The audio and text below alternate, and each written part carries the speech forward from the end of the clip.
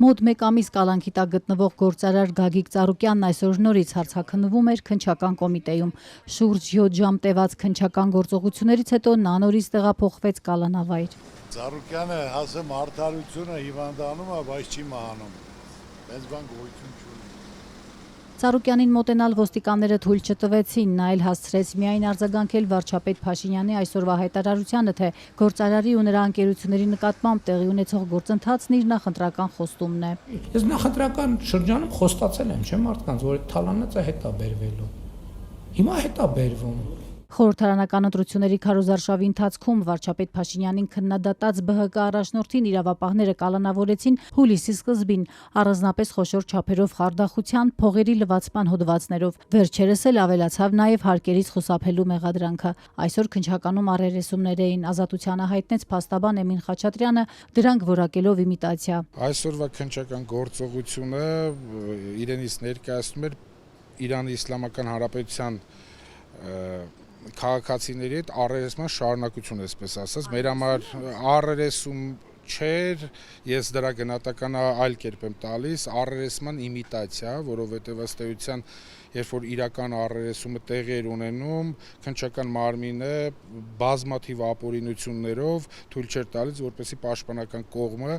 իր հարցերը հնչեցնի։ 70-ամյա ԲՀԿ առաջնորդին իրավապահները ձերբակալել են նրա իսկ տանը գետնին տապալելով։ Ըստ քննչականի, Ծառուկյանը կազմակերպել եւ ղեկավարել է հանցավոր խումբ, որը Իրան-Հայաստան լոգիստիկ կապեր ստեղծելու պատրվակով, խաբեությամբ ու փաստաթղթեր կեղծելով իրանական ընկերություններից հափշտակել է 52 միավոր տրանսպորտ, տեխնիկա եւ ապրանքներ, պատճառելով շուրջ $22 միլիոն վնաս։ Խոսքը տարածաշրջանի ամենամեծ իրանական առևտրի կենտրոն ստեղծելու մասին է, որն այդպես էլ իրականություն չդարձավ։ Ընկերության 50%-ի բաժնետերը Գագիկ Ծառուկյանին պատկանող մուլտիգրուպն էր, մյուս 50%-ը իրանական Փարս Հիլալ Քասփյան գրուպը։ Մինչդեռ Ծառուկյանի փաստաբանները պնդում են, որ իրանցիներն են պարտգբարգավաճ Հայաստանի առաջնորդին, եւ դա ապացուցող պարտավորագրեր կան։ Պարոն Ծառուկյանի վերաբերյալ գործով մենք ունենք բազմաթիվ ապացույցներ։ Այդ բազմաթիվ ապացույցները քննչական մարմինի ձեռքի տակ ունեն ստացականներ, ունեն բանկային փոխանցումներ, ունեն փոխառության պայմանագրեր։ Ակնհայտ է, որ պարոն Ծառուկյանը այս գործով պետքա լինի տուժող,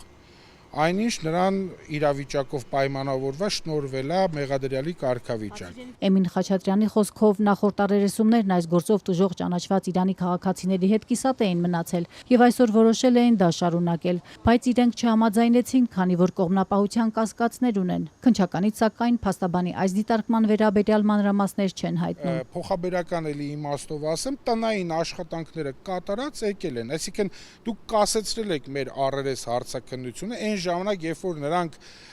պատրաստ չէին, չգիտեին պաշտպանական կողմի հարցերը եւ արդեն իսկ պարզվում էր նրանց կողմից հայտնած ակնհայտ սուտ տեղեկությունները, կանգնեցրեցիք պաշտպանական կողմին, թույլ չտվեցիք, որպեսզի հարցերը շարունակեն, չնայած այն ժամանակ էլ ենք մենք հայտարարություններով հանդես եկել, մեկ էլ բերել եք 5 օր հետո կամ 10 օր հետո փորձում եք ինչ-որ հակընդդեմ հարցման ապահովման իմիտացիա կազմակերպել։ Արդեն մեկ ամիս է կապարակնքված են թե Արարատ ցեմենտի, թե մյուս ընկերությունների դռները։ Ըստ Ծառուկյանի թիմի իրավապահների գործողությունների հետևանքով շուրջ 10,000 մարդ հարկադիր պարապուրդի մեջ է։ Հարկ ունենք, վարկ ունենք, կոմունալ ունենք։ Մի ամիսա մենք չենք աշխատում, մեր վարկերի օրնա 2 օր հետո չգիտենք ինչ պետք է անենք։ Ղեկավարները մեզ ոչ մի բան չեն ասում։ Երբ կաշխատենք, ոնց կլինի, ինչ կլինի։ Ժողովրդի մասին մտածող չկա։ Չգիտենք աշխատել ենք, թե չէ, շարունակելու մեր աշխատանքը, թե գնանք ուրիշտեղ աշխատանք ընտրենք։ Այսօր մի քանի տասնյակ մարդ էր հավաքվել կառավարության շենքի մոտ, պահանջելով բացել աշխատատեղերը։ Ոչ մեկը իրավասու չի, իջնի այս ժողովրդին պատասխան տա։ Մի գործարան, որ չաշխատի պետությանը հարկուտուր չտա, մարդկանց աշխատավարձ չտա, դա խնդիր չի, բալոնվել են ու վերջ։ Հետո ինչ-որ մեկը կարա ասի, գույքա գրում են անում, ինչ են, լա չարեցին, ես մի ամիս արդեն լինում։ Եկել ենք ստեղ ուզում ենք մեկը իշտի ասի գնացեք տուն, բանկերի հարցերը ձեր լուծածա, էդ էլ օրինակ եմ ասում, սեպտեմբերի 1-ին կբացվի, մենք էլ իմանանք ինչ անենք։ Ոչ մի աշխատատեղ չի փակվել, հիմա նույն Արարատ ցեմենտում ընդհատվել էր process-ը, հիմա շարունակվում է, հիմա նաև ժամանակավոր կառավարիչ կնշանակվի, բոլոր տեղերը որտեղ անհրաժեշտություն կա որոշակի կասեցում մի քանի օր ինչ որ մի ժամանակաշրջան կբացվեն, կաշխատեն։ Փաշինյանի այս հայտարարությունից ժամեր անց էկոնոմիկայի նախարարը Արարատ ցեմենտում կառավարիչ նշանակեց։ Նա վարչապետի օգնական Դավիթ Գևորգյանն է։